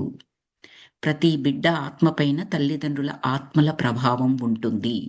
అది ఎట్లా తెలుస్తుంది మేడం? ఆత్మల భాష మనిషికి తెలియదు కదా! ఆత్మ సంస్కారం ఉన్నవారు ఎందరుంటారు? మీ సిద్ధాంతం బాగా ఉన్నా కూడా ఆచరణలో అలవి కాదు కదా! శార్వరి గారు చెప్పారు. అప్పుడు తారాదేవి అదోలా నవ్వింది. ఇక్కడ అందరికీ తెలిసిన బహిరంగ రహస్యం అది. అందుచేత ఎవరిలో వెంపర్లాట ఉండదు. తపన ఉండడం ఉండదు. కాముకత్వం అసలు ఎవరిలో కనిపించదు. అందరూ మునీశ్వరులే. అందరూ ఋషి పుంగవులే. అందరూ ఋష్య శృంగులే. జన్మకు వెళ్ళబోయే ఆత్మలు ముందుగా వెళ్ళి తల్లిదండ్రుల్ని పలకరిస్తుంటాయి. ఆ తర్వాతనే స్త్రీ గర్భం దాలుస్తుంది. ఇది ఇక్కడ పైన ఆత్మల ప్లేన్‌లో. ఆత్మల ఆత్మలుండే లోకం ఉంటుంది కదా! అక్కడ ఏమని చెప్తున్నారు, ఇది వేరే సోల్ బుక్‌లో కూడా చదివాను మాస్టర్స్ నేను. జన్మకు వెళ్ళబోయే ఆత్మలు ఇంకా జన్మ తీసుకుందాం అనుకుంటున్నారు. కొత్త శరీరాన్ని ధరించి కొన్ని లెసన్స్ నేర్చుకోవడానికి ఆత్మలు వస్తూ ఉంటాయి కదా! జన్మలు తీసుకోవాలనుకునే ముందర తల్లిదండ్రుల దగ్గరికి, ఓకే, నువ్వు నా తల్లిగా రోల్ పోషిస్తావా? ఈ జన్మలో నా లెసన్స్ ఇవి. నువ్వు నా తండ్రిగా పోషిస్తావా? ప్లేస్ ఎవ్రీథింగ్ సెలెక్ట్ చేసుకుంటారంట మాస్టర్స్. నేను ఇండియాలో పుట్టాలా, అమెరికాలో పుట్టాలా, కెనడా పుట్టాలా, ఇంకో ప్లేస్‌లో పుట్టాలా, హిందూగా పుట్టాలా, ముస్లింగా పుట్టాలా, క్రిస్టియన్‌గా పుట్టాలా, ఇంకొకలాగా, అనాథగా పుట్టాలా, పేరెంట్స్‌ని కలిగి ఉండడమా, డబ్బుతో పుట్టాలా, పేదగా పుట్టాలా, ఎవ్రీథింగ్ సెలెక్ట్ చేసుకుంటుంది. ఏ బేస్డ్ ఆ ఆత్మ ఆ శరీరంతో ఉన్నప్పుడు ఏ లెసన్స్ అయితే నేర్చుకోవాలని అనుకుంటుందో ఆ బేస్‌గా. అవసరమైతే సోల్ గైడ్స్ ఉంటారు వాళ్ళకి పైన. అంటే వృద్ధ ఆత్మలు. ఆత్మ పరిణితి పరంగా వృద్ధులు వాళ్ళక్కడ మీనింగ్. అంటే చాలా ఎక్కువ లెసన్స్ నేర్చుకున్నవారనమాట. వాళ్ళు గైడ్ చేస్తూ ఉంటారు. కొన్నిసార్లు ఈ ఆత్మలకి, యంగ్ ఆత్మలకి అంతగా సరిపోయినంతగా ప్లాన్ చేసుకోగలిగినంత ఉండలేకపోవచ్చు. లెట్స్ సే వాళ్ళు పూర్వజన్మలో కూడా ఎక్కువ లెసన్స్ పెట్టుకొని, కష్టమైన జీవనం తీసుకొని, తొందరగా కంప్లీట్ చేసుకోవాలి లెసన్స్ అన్నీ అని చెప్పేసి అనుకుని ఎక్కువగా తీసుకున్నారు. బాగా అలసిపోయారు. మళ్ళీ నెక్స్ట్ జన్మ. మళ్ళీ అంటే ఆత్మల లోకానికెళ్ళిన తర్వాత ఒకసారి మొత్తం చూసుకుంటారు. రివైజ్ చేసుకుంటారు. నేను ఏ లెసన్స్ ప్లాన్ చేసుకున్నాను, ఏ లెసన్స్ కంప్లీట్ చేసుకున్నాను, ఎక్కడ ల్యాగ్ వచ్చింది నాకు, అవన్నీ చెక్ చేసుకుంటారు. మళ్ళీ నెక్స్ట్ జన్మ ఉంది. కొంతమంది ఏం చేస్తారంటే ఇంక ఇదే పేస్‌లో వెళ్ళిపోదాం. మళ్ళీ అసలు విపరీతమైన కష్టాలు పెట్టేసుకుందాము. విపరీతమైన లెసన్స్ నేర్చుకోవచ్చని పెట్టుకుంటారు. కానీ ఆ ఆత్మ అన్ని లెసన్స్ తీసుకోగలదా? లేదా? ఆ గైడ్స్ చెప్పగలరు. లేదు, నువ్వు పూర్వజన్మలో ఇలా పెట్టుకున్నావు. ఇప్పుడు కొంచెం ఈజీగా తీసుకో. మళ్ళీ నెక్స్ట్ టైమ్ మళ్ళీ ఇంకొంచెం ఎక్కువ లెసన్స్ పెట్టుకుందువు గానిలే. లేదు, ఎవ్రీ టైమ్ ఈజీగా, హ్యాపీగా గడిచేటట్లు పెట్టుకుంటూ వస్తున్నారు. గైడ్స్ చెప్తారు. These are the challenges still you need to face. అంటే లెసన్స్. ఈ లెసన్స్ ప్లాన్ చేసుకో. It's okay. ఒక 10 జన్మల నుంచి ఎంజాయ్ చేస్తానే పోతానే ఉన్నావు. ఇప్పుడు ఇవి పెట్టుకో. ఈ కష్టాలు పెట్టుకో. కష్టాలు ఇన్ ద సెన్స్ లెసన్స్. అలా వాళ్ళు గైడ్ చేస్తూ ఉంటారు. సో, ఏమని చెప్తున్నారు? ఆత్మలు ముందుగా వెళ్లి తల్లిదండ్రులని పలకరిస్తుంటాయి. ఆ తర్వాతనే స్త్రీ గర్భం దాలుస్తుంది. మనకు ప్రినాటల్ స్టేజ్ అని చెప్తారు యూఎస్‌లో. అంటే ప్రెగ్నెన్సీకి ప్లాన్ చేసుకునే ముందర ఇంకా నేను కిడ్ కావాలి అని కోరుకుంటున్నప్పుడు కొన్ని నెలల ముందరగానే అట్‌లీస్ట్ 3-4 మంత్స్ ముందరగానే వాళ్ళు ఆ డాక్టర్స్ కావాల్సిందేంటి? వాళ్ళిచ్చిన టాబ్లెట్లు మనం మింగడం. దాని ద్వారా మనకి బాగా జరుగుతుంది అని వాళ్ళనడం, మనం అనుకోవడం అదే కదండీ వాళ్ళ దృష్టిలో. సో, బట్ రియల్‌గా ఏంటంటే ఆ ప్రెగ్నెన్సీకి ప్లాన్ చేసే ముందరనే మనము సిద్ధం కావాలి. ఆత్మపరంగా. లెసన్స్ వినాల్సిన జ్ఞానం వినడం. ధ్యాన మాతృత్వంలో కూడా చెప్తారు. పేరెంటింగ్ బుక్స్ కూడా చాలా ఉంటాయి. సో, అందులో చెప్తారు. If you are planning for pregnancy, how you should be. What you need to think. శరీరపరంగా డాక్టర్స్ చూస్తున్నారు. ఇవి, అవి ఏసుకోండి అని చెప్పేసి అవి చూస్తున్నారు. అది కాదు. బికాస్ ఇక్కడ ఈ సెంటెన్స్ క్లియర్‌గా చెప్తోంది. ఆత్మలు వెళ్లి కలుసుకున్న తర్వాతనే స్త్రీ గర్భం తాలుస్తుంది. అంటే అప్పటికే డిసైడ్ అయిపోయింది. ఆమె లోపలికి ఏ బీజం రావాలో, ఏ ఆత్మ రావాలో. అంటే ఆమె నిర్ణయించుకునేది సమయం గర్భం దాల్చక ముందు. ఆ పీరియడ్‌లో. అన్నీ మంచి ఆలోచనలు, అద్భుతమైన ఆలోచనలు, పాజిటివ్ ఆలోచనలు అలాంటివి చేశారనుకోండి, అప్పుడు అది ఇంకా నిర్ణయించుకునే సమయం కదా! ఇంక నిర్ణయం కాలేదు. నిర్ణయించుకునే సమయం. ఓ చక్కటి శంకరాచార్యులు, ఒక చక్కటి సద్గురు, వీళ్ళు this is the right womb for me. ఇది నాకు సరియైన గర్భం. ఇక్కడ నేను పుడతాను. సో, అలా ఉంటుంది మాస్టర్స్. గర్భధారణ విషయం ముందుగా అనుభూతించేది స్త్రీ. గర్భం దాల్చిన సంగతి ముందు ఆత్మకు తెలుస్తుంది. అంటే ప్రతి ఆత్మ ముందుగానే తన తల్లిదండ్రుల్ని ఎన్నుకుంటుందన్నమాట. తనకు వారి బిడ్డగా జన్మించే అవకాశం ఇమ్మని ప్రేమగా అర్థిస్తుంది. అంటే పుట్టబోయే బిడ్డ ఆత్మ జననానికి ముందే అమ్మా నాన్నల్ని మచ్చిక చేసుకుంటుంది. ప్రేమని పంచుతుంది. పుట్టాక మనం ప్రేమను పంచుతాం పిల్లలకి. ఆహ్, ఆ బిడ్డ మనని సెలెక్ట్ చేసుకుంటుంది చూడండి పైన, అప్పటినుంచే ప్రేమ పంచుతుందట. ఆత్మ బిడ్డ ఆత్మ జననానికి ముందే అమ్మా నాన్నల్ని మచ్చిక చేసుకుంటుంది, ప్రేమను పంచుతుంది. ఆశ్చర్యంగా ఉంది. నమ్మశక్యం కావడం లేదు అన్నాను. శార్వరి గారన్నారు. నమ్మకపోయినా నిజం ఇదే అని చెప్పింది తారాదేవి. ఇది మీ పరిశోధన, మా డాక్టర్లు ఒప్పుకోరు. శార్వరి గారు. అంతే. మా డాక్టర్లు ఒప్పుకోరంటే మన తరఫున చెప్తున్నారు. మనలో ఇప్పుడు ఈ బుక్ చదువుతూ ఉన్నప్పుడు సో కాల్డ్ మేధస్సు పనిచేసేవారు ఏమంటారండి, నో ఇది ఒప్పుకోము, దీనికి ఏంటి ప్రూఫ్, ఎక్కడా సాక్ష్యం, నువ్వు చెప్తే మేము వింటామా, నువ్వు చెప్తే మేము ఒప్పుకుంటామా అని చెప్పేసి ఉండొచ్చు. అది తప్పు అని చెప్పట్లేదు. ఆలోచన అలా అలా అడిగే విధానం తప్పని చెప్పట్లేదు. పరిశోధన వైపు వెళ్తే అది ఖచ్చితంగా సరి అయిన ఆలోచనే. దాని నుంచి మనకు ఆన్సర్ వస్తుంది. ఇప్పుడు శార్వరి గారు ఇన్ని క్వశ్చన్స్ అడుగుతున్నారు కాబట్టి మనకు ఆన్సర్స్ దొరుకుతున్నాయి. అడగకుండా ప్రతిది అండర్‌స్టూడ్, అండర్‌స్టూడ్, అండర్‌స్టూడ్ అని వెళ్ళిపోతే ఈ బుక్‌లో ఏమీ ఉండదు మనకి నేర్చుకోవడానికి. సో, నమ్మకపోయినా నిజం అదే. ఇది మీ పరిశోధన, మా డాక్టర్లు ఒప్పుకోరు అని నేనంటే, సైన్స్ అనేది అథారిటీ కాదు. శాస్త్రీయత ముఖ్యం కాదు. ముఖ్యమే మన ప్లేన్‌లో ఉన్నంత వరకు. ఈ శారీరకమైన ప్లేన్‌లో. అంటే శరీరము అన్న స్పృహతో ఉండి మనం జీవిస్తున్నంత కాలం శాస్త్రజ్ఞానం ముఖ్యమే. అది ముఖ్యం కాదని కాదు. బట్ ఆత్మపరంగా కదా మనం మాట్లాడేది. సో సైన్స్ అథారిటీ కాదు, శాస్త్రీయత ముఖ్యం కాదు, ఆత్మజ్ఞానం అనేది ముఖ్యం. ఆత్మీయత అనేది ముఖ్యం. ఇప్పుడిప్పుడు మీ ప్రపంచం ఆత్మని అంగీకరిస్తోంది. ఆత్మ విలువల్ని అంగీకరిస్తోంది కూడా. ప్రాణం కన్నా ఆత్మ పాత్ర గొప్పది. శంబలలో అందరికీ ఆత్మ విలువ తెలుసు.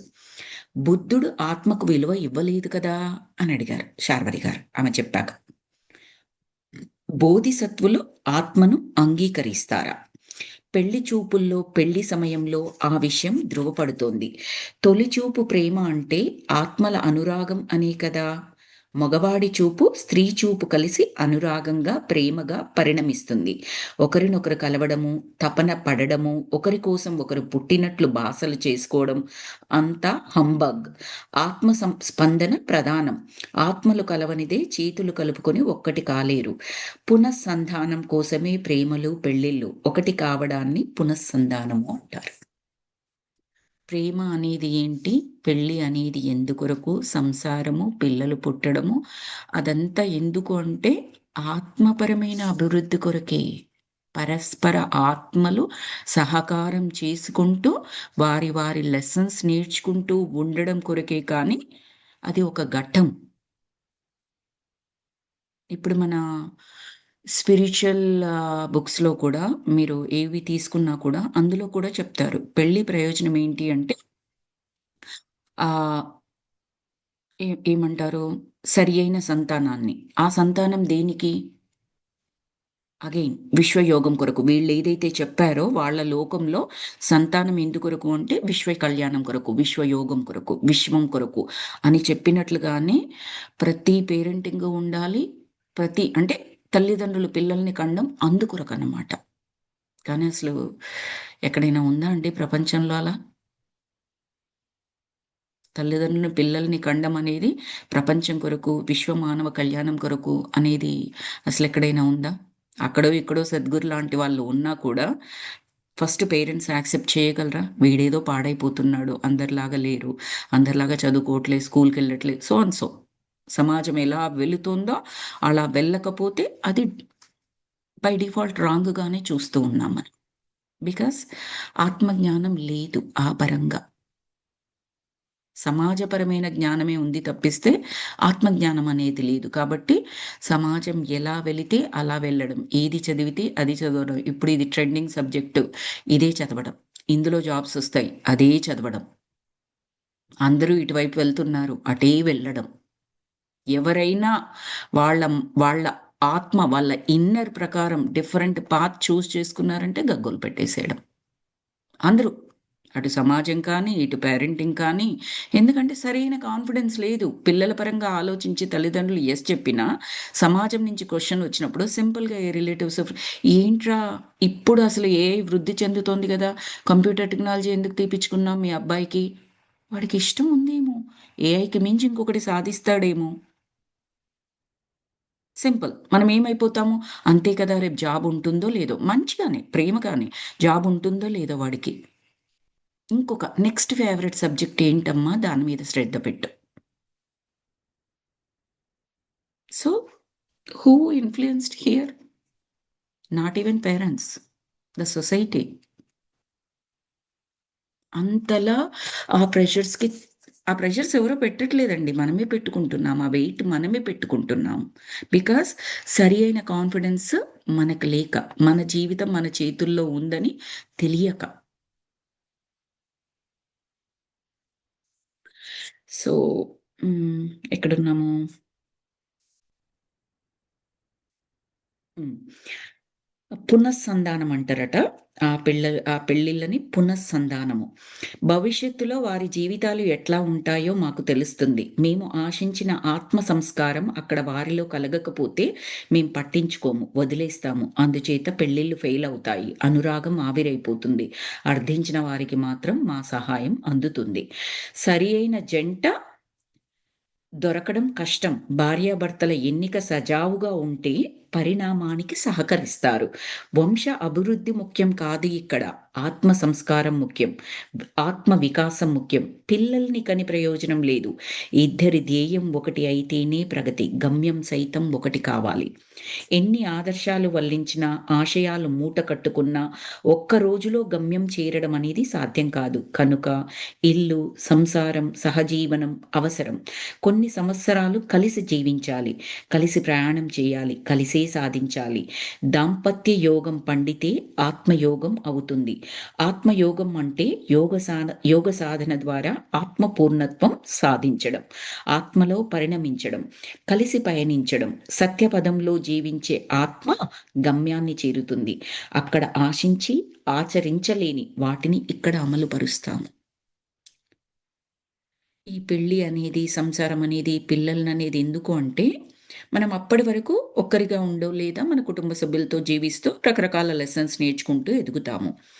పెళ్లి అన్న పేరుతో ఇంకొకరిని మన జీవిత భాగస్వామిగా ఆహ్వానించి, వారితో కలిపి ప్రయాణం చేస్తూ, ఒకరి ద్వారా ఇంకొకరికి బోలెడన్ని లెసన్స్ నేర్చుకునేది ఉంటుందండి. మనం 80% ఆఫ్ ద లెసన్స్ ఆత్మకు కావాల్సినయి జీవిత భాగస్వామి ద్వారానే నేర్చుకుంటామట. అందుకే ఆపోజిట్‌గా పెట్టుకుంటారు చాలామంది అని చెప్పేసి విన్నాను ఒక మెడిటేషన్ సెషన్‌లో నేను. ఆపోజిట్‌గా పెట్టుకుంటారంటే గొడవలు పెట్టుకోమని కాదక్కడ. అతని కోపం విపరీతంగా ఉంది. ఈమెకు పేషెన్స్ పెరగడం. ఈమెకు చాలా చిరాకు అన్నిట్లల్లో. ఆయన సహనంగా భరించడం. అక్కడ ఏం నేర్చుకుంటున్నారాయన? సహనం అనే లెసన్స్. ఇక్కడ ఈవిడేం నేర్చుకుంటుంది? ఆయన కోపం ద్వారా ఓపికగా ఉండడం, మౌనంగా ఉండడం. లెసన్సే అవన్నీ కూడా. యాక్సెప్ట్ చేయడం, ఆ లెసన్ నేర్చేశారనుకోండి, ఆటోమేటిక్‌గా ఆయన కోపం తగ్గిపోతుంది. Because lesson learned. ఇంక మళ్ళీ ఆ చాప్టర్ అక్కర్లేదు. ఆ క్లాస్ అక్కర్లేదక్కడ. మారిపోతుంది. మనము మెడిటేషన్ క్లాస్‌లో కూడా చెప్పుకున్నాం. ఈరోజు మన సాటర్‌డే రోజు కూడా 21 డేస్ దాంట్లో. మన పర్స్‌పెక్టివ్ మారినప్పుడు, మనలో మార్పొచ్చినప్పుడు, ఆ మార్పు మనలోనూ కలగడమే కాక, ఎదుటివారిలో కూడా ఎక్కడి నుంచైతే మనకు ప్రాబ్లమ్ వస్తుందో, అక్కడ కూడా మార్పు జరుగుతుంది. Thoughts the beauty. బికాస్ ఈ లెసన్ నేర్చుకోవడం కొరకు ఆ మనిషి క్యారెక్టర్‌ని అలా ఉండేట్టుగా మనమే ప్లాన్ చేసుకొనొచ్చాం. నేను సహనం అనే లెసన్ నేర్చుకోవాలంటే విపరీతమైన కోపిష్టి ఉండాలి నా జీవితంలో. అన్నగానో, అక్కగానో, భర్తగానో, అత్తగానో, ఎవరుగానో ఒకరుగా. వాళ్ళతో నా జీవన ప్రయాణం ప్రతిరోజు సాగుతూ ఉండాలి.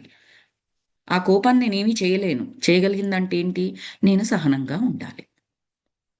ఆ సహనం ఇష్టంగా, అంగీకారపూర్వకంగా కంప్లీట్‌గా యాక్సెప్ట్ చేశామనుకోండి, అవతల వారిని బ్లేమ్ చేయకుండా, తిట్టకుండా, ఇంకొకటి కాకుండా మనలో మార్పు చేసుకున్నామనుకోండి, ఇది లెసన్ నా గురించి అని, అది 100% మనం చేసుకోగానే అవతల వారు అప్పటి వరకు కోపిష్టిగా ఉన్నవారు కంప్లీట్‌గా మారిపోవడం జరుగుతుందండి. అదే లెసన్ పరమ ఉద్దేశ్యం.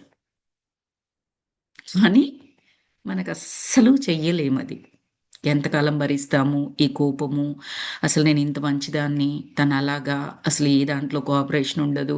ఈ జోన్‌లో వెళ్ళిపోతూ ఉంటాం. మరి ఈ జోన్ కాకుండా రైట్ జోన్‌లోకి రావాలి అంటే జ్ఞానం. ఇది లెసన్ నాకు అన్న జ్ఞానం మనం తీసుకున్నామనుకోండి, అది నేర్చుకోగానే ఆ క్లాస్, ఆ చాప్టర్ అది కంప్లీట్. First class pass.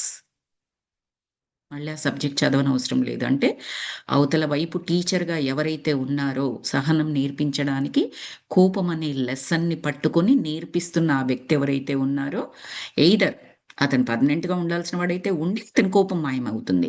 పర్మనెంట్‌గా కాదు, ఏదో ఫ్రెండ్‌గా ఉన్నాడు, నైబర్‌గా ఉన్నాడు లేదా ఆఫీసర్‌గా ఉన్నాడు పై అధికారిగా అతను మారిపోతాడు అక్కడి నుంచి. ఇంకొక కొత్త వాళ్ళు, మనని చాలా ఇష్టపడేవాళ్ళు. ఎందుకంటే సహనం అనే లెసన్ ఆల్రెడీ నేర్చుకున్నాము. ఆ క్యారెక్టర్ మారిపోతుంది మన జీవితంలో. ఆ లెసన్ నేర్చుకున్నాం కాబట్టి. ఇవన్నీ కూడా నా సొంతం కాదండి. ఇలాంటి బుక్స్‌లో విన్నవి, చదివినవే నేను చెప్పేదిక్కడ. సో, ఇంకా ఏం చెప్తున్నారు? హ్మ్. ఒక ఆత్మ ప్రపంచంలో జన్మించడానికి వచ్చే ముందుగానే మా దగ్గర జన్మిస్తుంది. అక్కడ పునర్జన్మకి సిద్ధమవుతుంది. ఇక్కడిది ప్రిపరేషన్ వర్క్. ఆ ఆత్మను ఎందుకు మానవ జన్మకు పంపాలని యోచిస్తాము? ఆ కుటుంబ సంస్కారం ఈ ఆత్మ సంస్కారంతో కలవాలి. ఆ పుట్టబోయే బిడ్డ ఆత్మ సంస్కారంతో. అది జన్మ జన్మల సంబంధం. ఒక ఆత్మ అక్కడ జన్మించడం వల్ల ఆ తల్లిదండ్రులకు ఎంత ఉపయోగం. అక్కడ పుట్టడం వల్ల ఈ ఆత్మకు ఎంత మేలు. ఇవి ముఖ్యాంశాలు. ఎంత చెప్తున్నారు చూడండి. అంటే మా బిడ్డల భవిష్యత్తు మీరు ప్లాన్ చేస్తాము అని చెప్తున్నారు. అంటే అంతా మీ సంకల్పం మేరకు జరుగుతుందా? పుట్టే వరకసలు ఏం స్వేచ్ఛ ఉండదా? అని అడిగారు శార్వరి. మీ స్వేచ్ఛా వృత్తికి మా సంకల్పం ప్రేరణ అనుకోవచ్చు కదా! అంటే మీ స్వేచ్ఛను హరిస్తున్నాము అని కాకుండా, దానికి మా సంకల్పం. వీళ్ళ సంకల్పం ఏంటి? విశ్వమానవ కళ్యాణం, విశ్వయోగం, జ్ఞాన అభివృద్ధి. అదే వాళ్ళ సంకల్పం. అంతకు మించి ఏమీ లేదు. సో, మీ స్వేచ్ఛా వృత్తికి మా సంకల్పం ప్రేరణ అనుకోవచ్చు కదా! అని అడిగింది. ఆమె నవ్వుతూ అడిగిందట. తర్వాత పుట్టబోయే బిడ్డ తన గత జన్మల సంస్కారం తెలుసుకొని, కొత్త జన్మ రూపకల్పన చేస్తుంది కదా! తన భవిష్యత్తు తనే నిర్ణయించుకుంటుంది. తన కొత్త జీవితం తన నిర్ణయం పరిధిలోనే ఉంటుంది కదా! నా ప్రశ్న కనుక మీ సంకల్పాలు, తల్లిదండ్రుల ఆశయాలు వృధాయే కదా! నా ప్రశ్న కనుకనా? ఇదేదో సెంటెన్స్ కరెక్ట్‌గా లేదు మాస్టర్స్. నాకర్థం కావట్లేదు. నా ప్రశ్న కనుక మీ సంకల్పాలు, తల్లిదండ్రుల ఆశయాలు వృధాయే కదా! అంటే ఆమె ఇప్పుడు అక్కడ ప్లానింగ్ చేస్తారు అదంతా చెప్పినప్పుడు నాకర్థమవుతున్న ప్రకారం చెప్తున్నాను. అప్పుడు తల్లిదండ్రులు ఈ ఈ ఆశలు పెట్టుకోవడం, ఆ ఆశలు పెట్టుకోవడం అన్నీ వృధాయే కదా! ఆల్రెడీ ప్రీ ప్లాన్డే అన్నట్టు కదా! అని చెప్పేసి మనం అనుకుంటాం గదా! ఎవ్రీథింగ్ ప్రీ ప్లాన్డ్ అన్నప్పుడు ఇంక చేయడానికి ఏముంది అని అనుకుంటాం చూడండి. అలాంటిది అనుకుంటున్నాను. అప్పుడామె ఏమంటుంది అంటే, "అది చర్చనీయాంశం కాదు శార్వరీష." అంటే ఇట్స్ నాట్ డిబేటబుల్ థింగ్. చర్చనీయాంశం అంటే డిబేటబుల్ కదా! సో, అది చర్చకు కూర్చొని చర్చించాల్సింది కాదు శార్వరీష. ఒక సున్నితమైన అంశం. ఆత్మ సంస్కారంతో కానీ అది అర్థం కాదు. లాజిక్కులతో అలా కాదు దాన్ని ఆలోచించాల్సింది. ఒక జంట పిల్లల్ని కనాలి అనుకుంటారు. సంసారం, సంభోగం అనేవి నామమాత్రం. వాళ్ళకు ఇంట్యూషన్ వల్ల భావప్రాప్తి కలుగుతుంది. ఇద్దరి ఎనర్జీ లెవెల్స్ ఒక్కటిగా ఉండవు. ఒకే లెవెల్‌కి వచ్చినప్పుడు కన్సెప్షన్ జరుగుతుంది. అప్పుడే స్వర్గం తలుపులు తెరుచుకొని ఆ ఆత్మ ప్రవేశాన్ని స్వాగతిస్తుంది. ఆ క్షణంలోనే ఆత్మ తల్లి గర్భంలో ప్రవేశిస్తుంది. ఆమె ఇంకా చెప్పసాగింది. మీ ప్రపంచంలో సైన్స్ అంతా భౌతికమే. అంటే భౌతికమైన శరీరం బేస్ మీదుగా చెప్తుంది సైన్స్ అనేది. అంతా పదార్థ విజ్ఞానమే. పరార్థ ప్రయోజనం చూడరు. అంటే ఇతరుల ప్రయోజనం చూడరు. స్త్రీ పురుషుల కలయిక శారీరకం. అదొక మొక్కుబడి వ్యవహారం. మెకానికల్‌గా సంసారం చేస్తూ ఉంటారు. ఇక్కడ స్పందన అనేది ఆత్మీయము. మీ ప్రపంచంలో కలిసిన ప్రతిసారి ఒక జననం కుదరదు. ఇక్కడ ఒక జంట కలిస్తే ఒక ఆత్మకు జన్మ వస్తుంది. ఇక్కడ తొలి జన్మ తీసుకునే వారంతా అక్కడ గొప్పవాళ్ళుగా పుడతారు. అంటే చాలా మీనింగ్ ఉంది మాస్టర్స్. ఒకటి మెకానికల్‌గా సంసారం చేస్తారు. కానీ అది కాదు ఉండాల్సింది. స్పందన. ఆత్మల స్పందన. ఒక కొత్త ఆత్మకి మనము అవకాశం ఇవ్వబోతున్నాము మన ద్వారా. ఆత్మ ఏం చెయ్యాలి? విశ్వ కళ్యాణం కొరకు పుడుతోంది అన్న జ్ఞానంతో, ఆ స్పందనలతో శారీరకమని కాకుండా ఆత్మల పరంగా ఆత్మ సమర్పణ అన్న పదం వాడారు కదా నిన్న. ఆ విధంగా ఆలోచించినప్పుడు అద్భుతాలు జరుగుతాయి పుట్టే పిల్లల ద్వారా. తర్వాత ఇంకొక మాట అనింది. మీ ప్రపంచంలో కలిసిన ప్రతిసారి ఒక జననం కుదరదు. సంభోగం చేసిన ప్రతిసారి కుదరదు. ఎందుకు అంటే ఇక్కడ ఇంకొకటి చెప్పింది. ఇక్కడ ఒక జంట ఒకసారి కలిస్తే కొత్త ఆత్మకి. ఎందుకంటే వాళ్ళ ఉద్దేశ్యం అక్కడ కలవడం కాదు. వాళ్ళ ఉద్దేశ్యం కొత్త ఆత్మకి జననం ఇవ్వడం. తద్వారా విశ్వయోగానికి ఉపయోగపడడం. చూడండి, కారణం చూడండి. అందుకని ఒకసారి వాళ్ళు కలవడము అంటే అర్థం ఏంటంటే వాళ్ళొక సంకల్పం చేసుకొని కలుస్తున్నారు. ఒక కొత్త ఆత్మ రావాలి ఈ ప్రపంచానికి, ఇది చెయ్యబోవాలా ఆత్మ. అప్పుడే వాళ్ళు ప్లాన్ చేస్తారు. బట్ ఈ భూమి మీద ఈ శరీరంతో ఉన్న మనుషులమే అలా ప్లాన్ చేస్తారా? అందుకే ఈచ్ టైమ్ సంభోగం జరిగినప్పుడల్లా కొత్త ఆత్మకి వాళ్ళు బిడ్డలు పుట్టడం అనేది సాధ్యం కాదు. దానికి ఇన్ని టైమ్స్‌కి ఇంత అన్నట్లుగా ఆ డాక్టర్ల లెక్కలేవో ఉంటాయి. సో, అది అది ఎవ్రీ టైమ్ పాసిబుల్ అవ్వదు. ఎందుకు అనంటే దట్ ఈస్ ద రీజన్.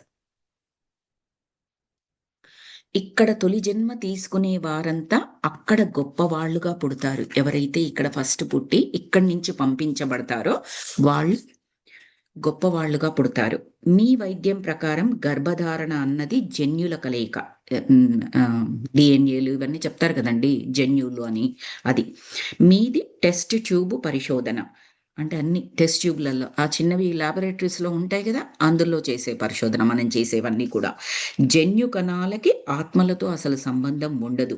అందుచేత చాలా మందికి ఆత్మలు ఉండవు. ఆత్మస్పృహ లేకుండానే జీవితం సాగిస్తారంటే ఆత్మ అన్న పదార్థంతో కాకుండా శరీరం అన్న పదార్థంతో ఆత్మస్పృహ ఉండదు కదండీ! అది చెప్తున్నారు.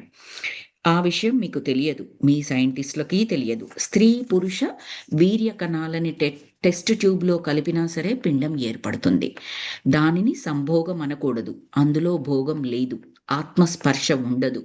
ఆత్మ సంస్కారం లేకపోతే రోబోలు తయారవుతాయి. ఎగ్జాక్ట్‌లీ. రోబోలన్నీ చేస్తాయి. కానీ రోబో మనిషి అవుతుందా? అవ్వదు. రైట్? రోబో మనిషి అవ్వదు. రోబోకి ఫీలింగ్స్, ఎమోషన్స్ ఉండవు. పెడతామేమో మనము. టెక్నాలజీ ద్వారా పెడతామేమో. Still do you consider it as an human being? Definitely not. అలాగే శారీరకంగా, శారీరక అవగాహనతోని జీవిస్తున్న వాళ్ళకి ఈ ఆత్మలకు సంబంధించి అంటే ఆత్మపరంగా ప్రయాణం ఎవరైతే కొనసాగిస్తున్నారో కంపారిజన్ చెప్తున్నాను.